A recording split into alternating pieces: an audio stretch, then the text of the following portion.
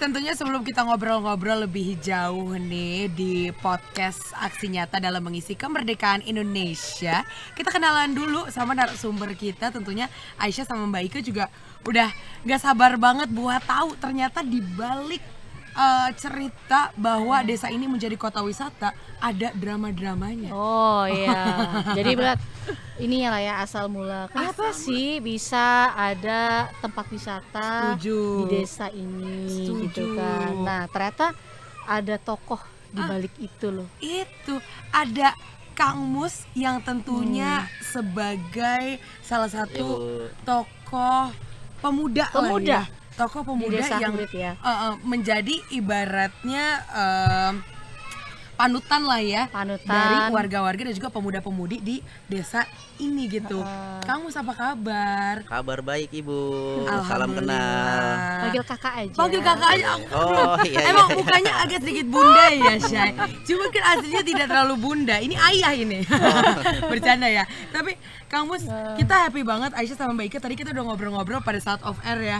Mbak Ike tadi pertanyaannya udah kepo banget mengenai kok ujung-ujungnya desa ini menjadi desa pariwisata begitu. Asal mulanya gimana sih? Asal mulanya gimana tuh Kang Mus?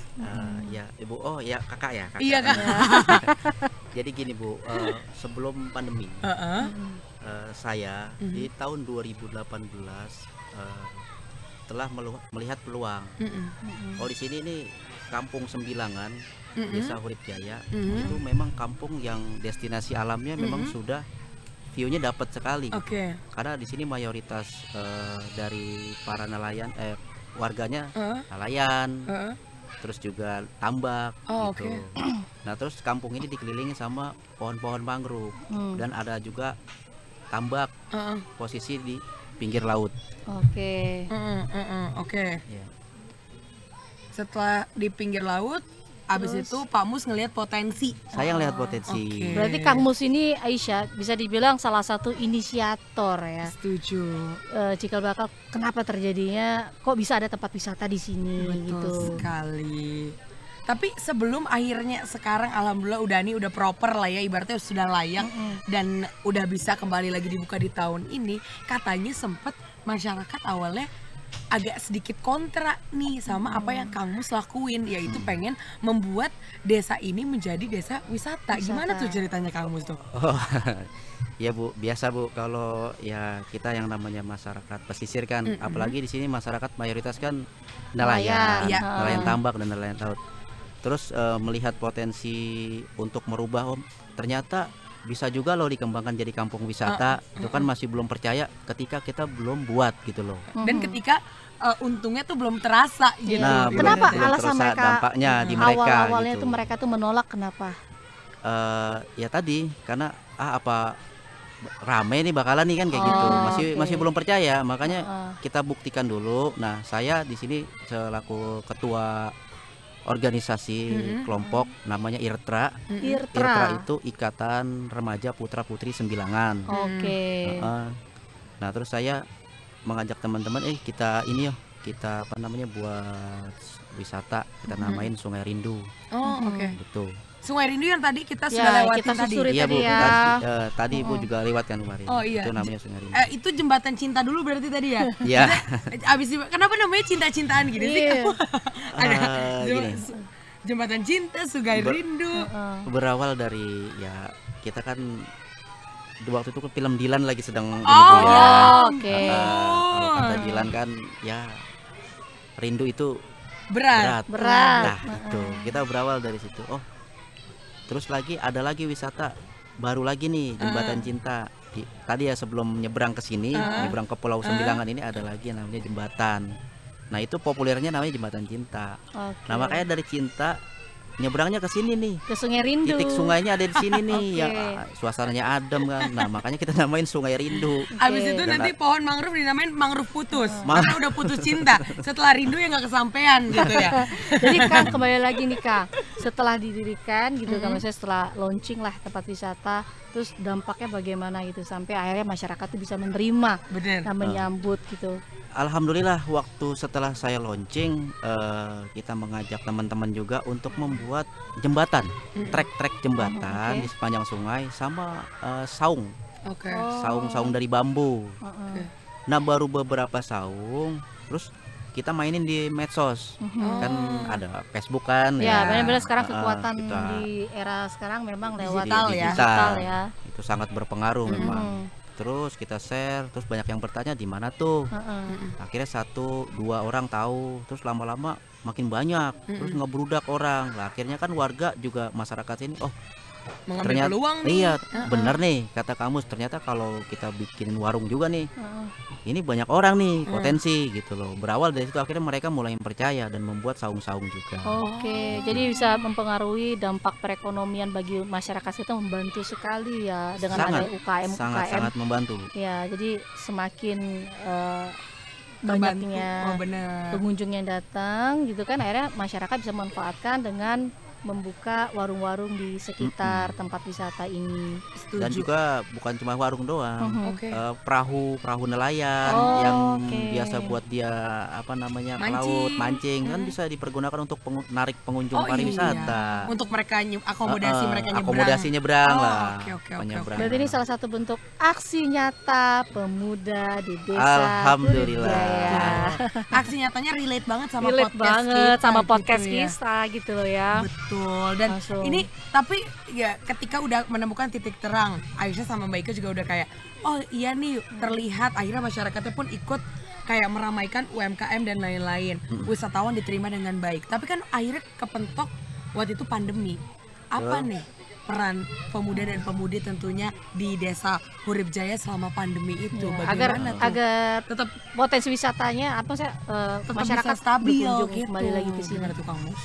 Jadi ketika waktu itu kita udah mulai launching terus nge-booming rame kan, ya kita nggak tahu ya Bu yang namanya musibah kan, apalagi global begini kan, ada pandemi lah COVID-19 itu dampaknya sangat luar biasa Bu, sangat luar biasa. Sampai saat ini ketika kita lagi sedang eksis gitu untuk lagi rame nih wisata alam, Lagi terus naik-naiknya. terus dihantam dengan tadi dengan pandemi COVID sehingga kan pengunjung itu kan untuk dilarang lah untuk berketemu, bersosialisasi, apalagi jalan-jalan lah. Iya. Kan kayak gitu. Nah itu dampaknya luar biasa, langsung itu sepi. Oke. Sepi karena himbauan juga kan nggak boleh kumpul-kumpul gitu. Dan terus yang namanya warga ketika lagi sedang rame tiba-tiba sepi kan dia down. Iya benar. Pasti dia down. Loh, ini kok sepi. Yang namanya ini kita potensinya membuat destinasinya dari bahan-bahan bambu. Ini kan dari bambu. Kita memanfaatkan potensi alam dari bambu dan pohon-pohon gitu ya. Ini kita lagi dudukin sekarang aja dari bambu. Dari bambu. Ya, Nah, ini dari bambu semua, Bu. Tapi ngomong-ngomong nih, katanya kulinernya yang terkenal di sini apa sih? Kita jadi penasaran. Ya, kulinernya di sini yang terkenalnya sebenarnya karena potensi di sini tambak dan laut ya, Bu. Itu ikan bakarnya, Bu. Apa yang membedakan nih, Kang? Yang membedakan karena di sini langsung nangkep di Fresh. tambak. Jadi lebih fresh. lebih fresh gitu, Fresh ya. lebih higienis lah. Lebih fresh karena ikan hidup gitu loh. Oh, iya, bener. Ikan apa aja sih? Ikan bandeng, terus ikan mujair, udang, kepiting, ada. Tadi Ya, ikan siput lah, ya, Aisyah siput. ya. Iya, Jadi iya, gue nggak iya. pengen sabar lagi nih, langsung pengen Pengen bakar ya. bakar ya. Pengen makan ya di sini. Boleh Bu. Selesai acara ini ntar kita bakar. Tapi nggak cuma ikan, tadi ada yang kita shock juga katanya ada sirup mangrove. Ada Bu. Nah, Gimana sih sirup mangrove? Baru dengar jadi tuh. begini Bu. Warga di sini itu kan ketika ramai, ya. Sebenarnya potensi alamnya di sini sangat mendukung. Potensi alam. Apa aja sebenarnya kalau diolah itu jadi sumber daya sebetulnya. Cuman tadi ya kita ya sadar lah karena pas ketika rame nih bikin nih sirup, ketika lagi sepi ya enggak lagi kan kayak gitu. Makanya perlu ada binaan juga sebenarnya Bu. Kita potensi alam di sini, sumber daya alamnya di sini melimpah. Tapi di sini kita ya SDM-nya juga perlu ini juga. Dikembangkan. Gitu. Cuman belum ada membina selama Belum ini ada. ya. Iya untuk hal-hal kayak gitu. Sirup mangrove ya. Katanya Sirup mangrove. Dari pohon mangrove. Ada buahnya. Ada. Oh. Tapi diperjualbelikan di desa ini? Ya, ya dijual belikan pada Hurip Jaya? saat wisata lagi ramai lah. Itu kan pengunjung ada yang beli. Oh, Dijual belikan. Buahnya kayak gimana Mas?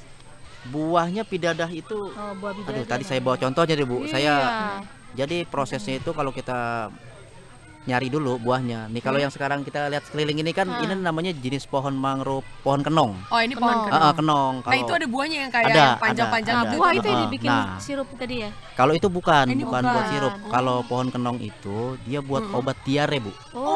Buat Oh, obat boleh diare. kita petikin Iya, abis ya. ini. Heeh. Ya dulu kan zaman dulu, Bu, zaman Belanda kalau saya dengar dari nenek moyang saya ya.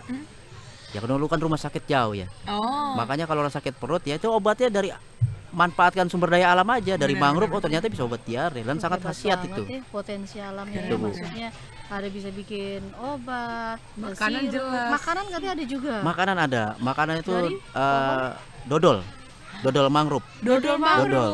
Dia ada Gimana tuh dodol. dodol mangrove dari Saya baru tahu loh, Kang. Nah ini banyak, Bu, makanya kan gini.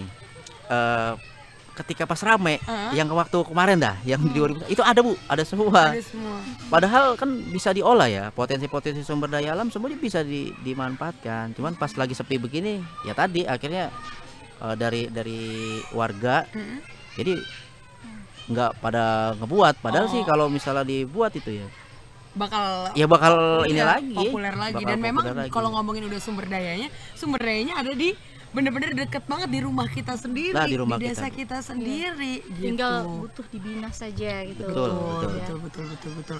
Jadi karena ini kan berhubungan lagi kemerdekaan juga ya Kang Mus. Dari Iya, tadi Bu. kita udah ngobrol banyak juga yang baiknya mengenai potensi yang ujung-ujungnya desa ini akhirnya dibuat menjadi tempat wisata gitu. Kira-kira harapannya apa tentunya yang bisa kedepannya insya Allah membangun desa ini bisa menjadi jauh lebih baik gitu Kang. Kalau harapan saya, Bu, agar semua instansi ikut terlibat, pemerintah juga ikut mendukung, dengan apa namanya, di sini potensi alam yang melimpah, didukung lah untuk dikasih binaan gitu.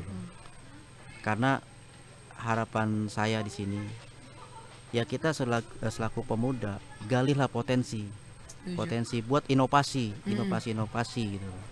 Terus ya kreativitasnya juga, karena di sini di Kampung Sembilangan ini di Desa Hurip Jaya ya memang sangat melimpah dengan sumber daya alam gitu.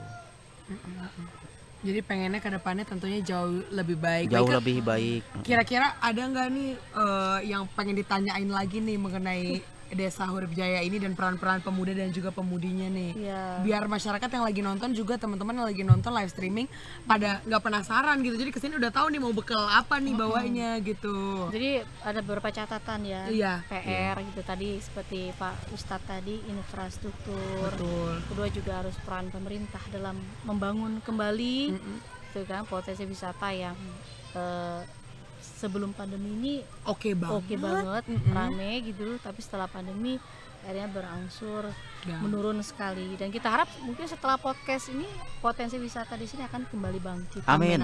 Tahun ini rencananya kamu insya Allah udah mulai kembali lagi normal? Iya, Bu, ini kita lagi berinovasi. Iya. Ini juga kita lagi merapikan tempat nih. Yang kemarin pandemi udah mulai rusak, kita rapihin pelan-pelan. Terus lagi kita mau buat Instagramable, karena Betul. sekarang kan di zaman Keren. digital kan Setuju. Kita harus menggunakan spot-spot foto ya sekarang. betul. Nah, kita Menggunakan akan banyakin teknologi di spot-spot era foto. digital. Terus lagi insya Allah ke depan kalau nanti udah rame kita mau ngadain event. Weh. Betul, Gitu. betul sekali. Keren. Mungkin dimulai dari event Apa dulu mau sih. event nanti pemancingan. Terus ya di sini kan banyak yang untuk diadain event, apa biar UMKM di sini. Betul. Keren. Nanti kalau sekali. butuh host kita berdua udah siap ya. Boleh, Barengan siap, sama- nanti kita undang lah. Kita undang Bu, ya. Kak Aisyah nih. Keren. Jadi Kak Ika ini sekarang juru bicara merangkap Merangkap host ya. bos. Kalau menjadi jubir perindo kan yang serius-serius gitu. Kita kesini buat berbaur yang santai-santai Iya dong. gitu. Baik ya. Berbaur dengan masyarakat langsung ya. Setuju, Jadi setuju. melihat apa nih persoalan yang terjadi di masyarakat. Setuju. Thank you so much ya. Iya, Kang Kakak. Mustana ya. Ini Siap. penasaran banget kita abis ini kalau kita udah ngobrolin seputar peran pemuda-pemudi, abis ini ada yang seru apa lagi? Ya, bintang tamu kita kali ini nanti selanjutnya adalah mahasiswa ya. Iya, titik kita simpen titik. dulu. Simpen Jadi, dulu. buat yang lagi nonton biar sabar, jadi jangan kemana-mana ya. Stay tune terus, tentunya cuma di podcast dari kamu untuk Indonesia. Thank you kamu. Oke, Kak, terima kasih.